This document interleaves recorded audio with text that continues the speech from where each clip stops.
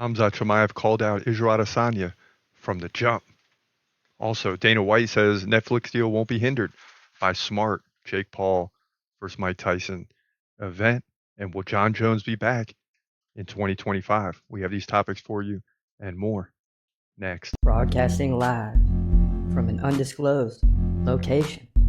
This is the TCMMA podcast with your host, Chris Cross. Whoa!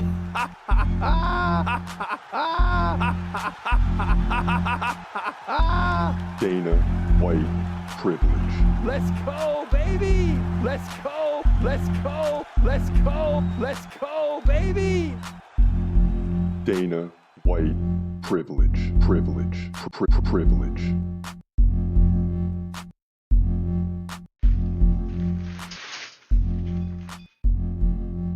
Welcome to the TCMMA podcast. I'm your host, Chris Cross, and we got a lot of topics to discuss with you today regarding the UFC. And we're in the middle of a windstorm out here, so if you hear some noise, don't worry about it. The show must go on. Even if the whole studio comes down. Well, we don't want that to happen. But even if it does, the show must go on. We will be right here unless the video and audio goes out, but I don't think that'll happen. But I wanted to give you that forewarning because the wind is ripping.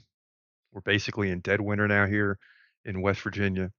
So, we got rain, sleet, snow, heavy snow, cold temperatures, all that stuff on the horizon. But listen, let's get into the UFC. There's some major topics going down, and we're just going to jump into it story by story. First, Jon Jones reveals negotiations with UFC. Currently in negotiations, says 2025 return more than likely.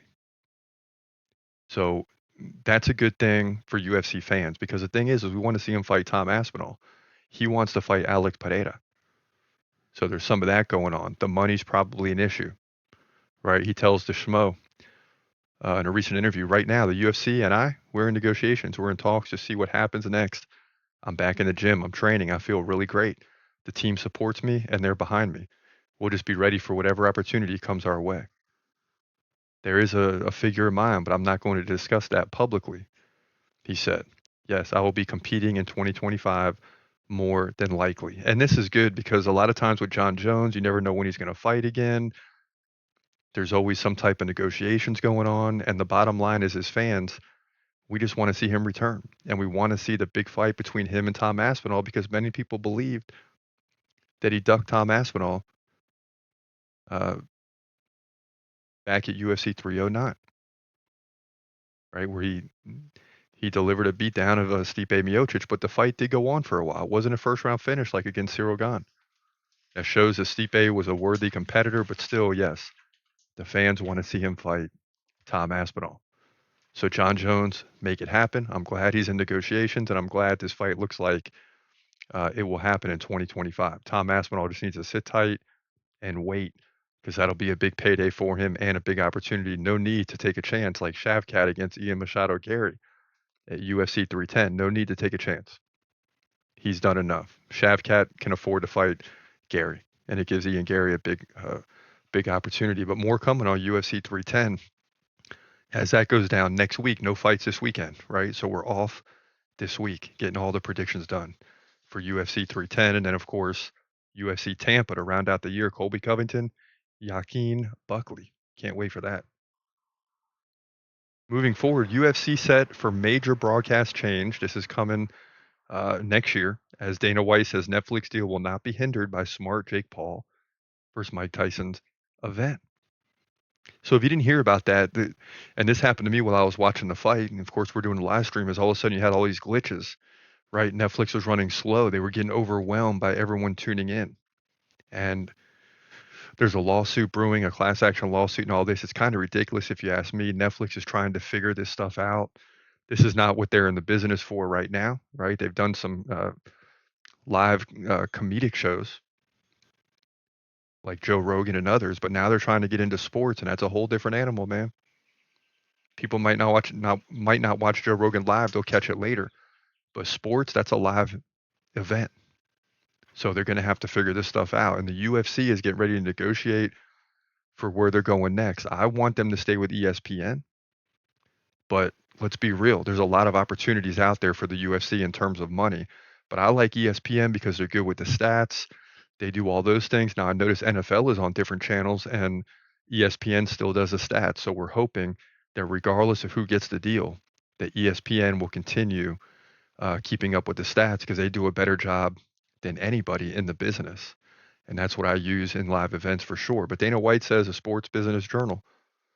When I grew up, it was Channel 3, Channel 5, Channel 8, Channel 13. Then we ended up with cable. When I was in high school, it was 33 channels or something like that. And now we're at a place where you can look at our business, right? What's the ceiling on our business? So if we have the right fight at the right place at the right time, the answer to that question is 8 billion people. 8 billion people, everybody on the globe. For Tita and I, when we first got into this, we used to dream about a day where everybody could watch the same fight on the same channel at the same time. And that's what's happening over the next several years. I don't know who the players are going to be end up being, but is it going to be Amazon? Is it going to be YouTube? Is it going to be Disney? So YouTube, I hope no. If it's on YouTube, then that'll pretty much destroy all the watch parties and things like that, potentially. If it's on Disney, that would be great because they're connected with ESPN. I just shift over to Disney. Amazon, I got to get an Amazon subscription. So there's just a lot of things that are going to play out. I hope it's not like the NFL where every week you got to tune into a different place. I'm sure that'll be fine too. But yeah, that's going to make things very tough. And then are you going to be able to pause the live stream? Are you going to be able to rewind? Are you going to be able to do all those things? If I got to get up and use the bathroom, am I going to miss a fight or can I pause it? Right. So there's all these things when it comes to who gets the deal. And the UFC can begin negotiating here in about 40 days when the new year hits. ESPN has it for all of 2025, but the beginning of 2026, I believe, is when the new partnership could begin if the UFC goes elsewhere. So that's something to keep an eye on and something we will definitely be reporting on. UFC 311 odds are out, and Jamal Hill opens as a slight favorite over fellow ex-champ Yuri Prochazka. Do you agree with this? Do you think Jamal Hill's favorite over Yuri? I say this fight is dead even. None of us know what's going to happen. Both guys are worthy competitors. Both guys got beat down pretty much by Alex Pineda. So now we're at the second tier in the light heavyweight division. And it still makes for an interesting fight because these guys are right there. But now when you got a champion holding the belt, there's going to be other guys that are on the come up, right? Younger guys that we don't even probably know yet that are going to be working to dethrone these guys and get to the light heavyweight champ in Alex Pineda. So we'll have to wait and see how all that plays out. But that's going to be a good fight at UFC 311. I believe it's the co-main event that opens things up in 2025. So more to come on that. In another story, dude needs to pump his brakes when fans reacted to Khamzat Chimaev calling out Israel Adesanya after just 3 fights into his UFC career. What's wrong with that?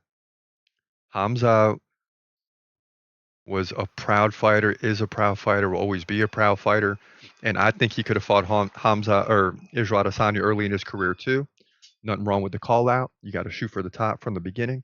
But the reality is right now, even though that didn't happen, things are rolling for Khamzat the way that they should be. He's right at 30 years old. He's smack in the middle of the prime, and he's getting ready to fight for the title. So regardless of all that, Khamzat is in a perfect place right now. He seems like he's ready to go, and he's in his prime, and the title is going to be shifting hands here, hopefully early in 2025. And I credit DDP for saying, hey, I want to fight Khamzat. I want to fight the best in the business. Sorry, Sean Strickland, but that's the way that it goes. I mean, that's just the way that it goes. So, we still have Khamzat number 1 on the do list.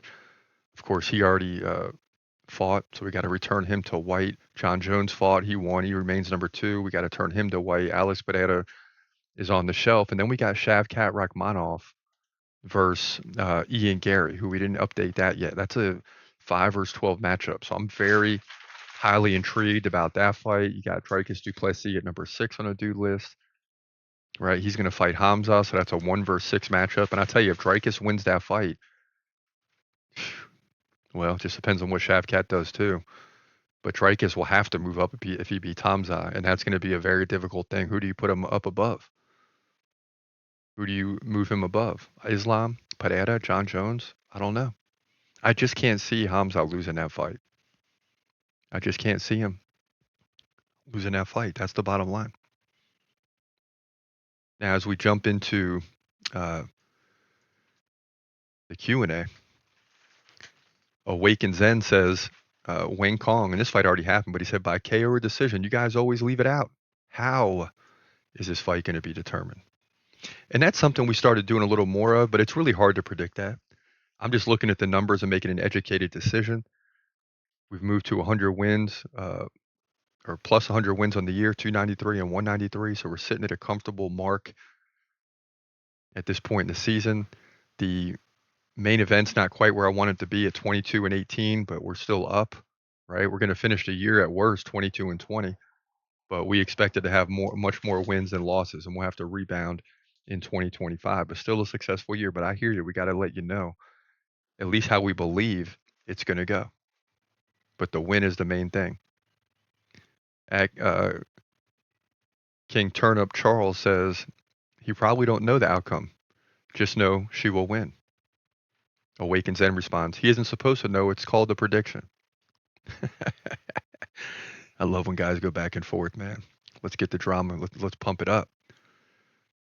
At OG Mini Moose, or Mini Mouse maybe, says, geez, first time I've seen your channel, and you almost have 5,000 vids. Respect. And we appreciate that. We actually have more like 12,000 videos. A lot of them we turned to private that were from the past. Don't know why. Just one day we decided to turn them all to private and focus on like 2022 to the present. But we've been doing this since 2019. So it's good to have you, OG Minnie Mouse, in the house. Colostrum, that's our boy, says, I can't wait for this fight. It's going to be a banger. Talking about Rakhmonov and Ian Machado Gary. And yes, it is. I mean, this fight is going to be definitely a banger. I cannot wait to see how this. I mean, you got two undefeated fighters at UFC 310. And you got to love guys like Shavkat Rakhmonov, who says, I'm supposed to fight for the title, but whatever, man. Belal can't fight, so let's get it, Ian Gary. You're undefeated. Let's see. And these are two guys that shouldn't even be fighting until the title. That's how it's supposed to go. And they're fighting before that. So someone's going to fall here. And we already got the prediction up. I don't want to spoil that for you because we got UFC 310 predictions on the horizon. We want to get into the complete prediction. But yeah, that's a very tough one when they're 5 and 12 on the do list. So, but history shows we're going to go with the higher ranked guy. That's just a sneak peek. But yeah, you're right, Colostrum. The Master, another guy that's weighing in a lot, and we appreciate it. Says definitely a KO of the year contender. Talking about Muslim Salikov's KO of Song Keenan at UFC China, aka UFC Macau, this past weekend. And then I said Wayne Kong will dominate Gabriela Fernandez, and Bugnificent says nice, because that didn't happen. Gabriela Fernandez locked in the rear and finished the fight over Wayne Kong in an impressive win by an underdog. Impressive. You mess with them Brazilians, they're going to hurt you every time. The Master is back. Speaking of Khamzat Chimaev, he says, you're right on this. I saw a lot of fans online claiming Khamzat looked off and how he'd get beaten decisively by Whitaker, but we proved them wrong on fight day. And that's the interesting thing about Khamzat, right, is he's got a lot of people that really just believe he's going to lose. I don't like him. I want to see him lose. He's got that Conor McGregor factor. I'm not saying like is big and popular just yet, but that factor where he speaks out and says what he believes, and then people are like, you know what? I want to see you lose, man. I can't wait to see you lose. That's the bottom line. Aya5555 says, this is the bozo. Me, he's talking about me. He's calling me a bozo. This is the bozo that said GM3 would beat RDR. And I responded, guilty. But Hamza is a whole different level, man. I mean, I think we're 6-0 in predicting his fights, so we'll take those +6 wins and keep rolling. But yeah, Khamzat is going to keep winning, at least in the short term, until he's about 35 years old. He's only 30 right now. So let's go get the title and let's keep it moving. Let's just keep it moving. So this is an off week for the UFC. We're on break. We're on hiatus. I mean, I know you see me here, but not too many podcasts coming this week. Not a lot of news breaking. Everyone's on Thanksgiving. Everybody's on break, right? But when we come back next week, not necessarily the show, but UFC wise, when the UFC comes back next week, UFC 310 is going down. And I can tell you right now, Kai Asakura is trending against Alexander Pantoja. It's sad that you got to bring a guy outside the UFC to fight for the title. What does that say about the entire flyweight division? It's not very good. It's not very good. But there's a lot of people that believe Kai Asakura can win this fight, and I'm highly intrigued by it. We'll have to wait and see. But that's what's coming up. And then you got UFC Tampa the following weekend. So by December 14th, the UFC year will be a wrap. And then we got about 3 weeks off and really start pumping out the predictions for 2025. So stay tuned for all that. For now, this is your boy Chris Cross. I hope you have a great day and God bless. As always, peace.